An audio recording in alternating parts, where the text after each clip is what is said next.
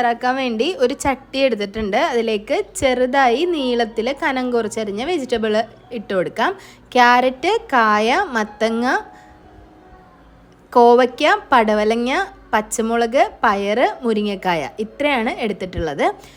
ഈ കഷ്ണങ്ങളെല്ലാം ആദ്യം ഒന്ന് വേവിച്ചെടുക്കണം. ചട്ടിയിലേക്ക് ചേർത്ത് കൊടുക്കാം.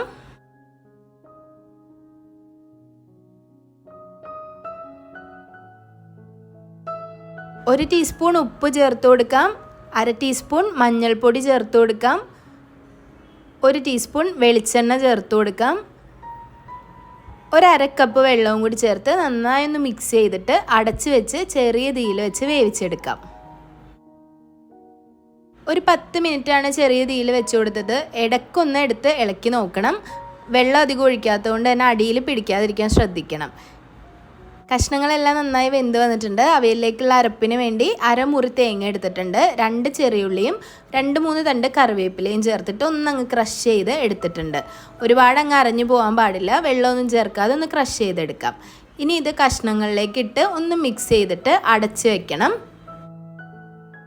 ഇങ്ങനെ നമ്മൾ പച്ച അരപ്പ് കഷ്ണങ്ങളിൽ ചേർത്തൊന്ന് അടച്ച് വെക്കുന്ന സമയത്ത് ആ ഒരു ആവിയിൽ കഷ്ണങ്ങളിലേക്കുള്ള അരപ്പിലേക്ക് നല്ലൊരു ചൂട് പിടിക്കും. അപ്പോൾ ആ ഒരു പച്ച സ്മെല്ലൊന്ന് മാറിക്കിട്ടും. ഒരുപാട് നേരം അടച്ച് വെക്കേണ്ട. ഒരു 2-3 മിനിറ്റ് അടച്ച് വെച്ചൊന്ന് തുറന്ന് നോക്കാം. കുറച്ചധികം കറിവേപ്പില ചേർത്ത് കൊടുക്കാം. പിന്നെ പുളിക്ക് വേണ്ടി ചിലർ കഷ്ണങ്ങളുടെ കൂടെ പച്ചമാങ്ങ ചേർക്കാറുണ്ട്. അങ്ങനെ ചേർക്കുകയാണെങ്കിൽ അങ്ങനെ ചേർക്കാം. പകരം 2-3 ടേബിൾ സ്പൂൺ തൈരും ഈ സമയത്ത് ചേർത്ത് കൊടുത്താൽ മതി. അത്യാവശ്യം പുളിയുള്ള തൈര് ചേർക്കാം. ചേർത്ത് കൊടുത്ത് ഒന്നങ്ങ് മിക്സ് ചെയ്തിട്ട് എടുക്കാം. കുറച്ചധികം 2-3 ടേബിൾ സ്പൂൺ പച്ച വെളിച്ചെണ്ണ കൂടി ഒഴിച്ചു കൊടുത്താൽ അവിയൽ തയ്യാറായി.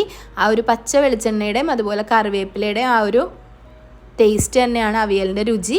അപ്പോൾ എല്ലാവരും ഇതൊന്ന് ട്രൈ ചെയ്ത് നോക്കുക. വളരെ ഈസി ആയിട്ടുള്ള റെസിപ്പിയാണ്. റെസിപ്പി ഇഷ്ടമായാൽ ലൈക്ക് ചെയ്യുക, ഷെയർ ചെയ്യുക, സബ്സ്ക്രൈബ് ചെയ്യുക. അതുപോലെ നിങ്ങളുടെ ഫ്രണ്ട്സിനും ഫാമിലിക്കും ഷെയർ ചെയ്ത് കൊടുക്കുക. ഇനിയും നല്ല നല്ല റെസിപ്പികളായിട്ട് കാണാം. അതുവരേക്കും താങ്ക് യു.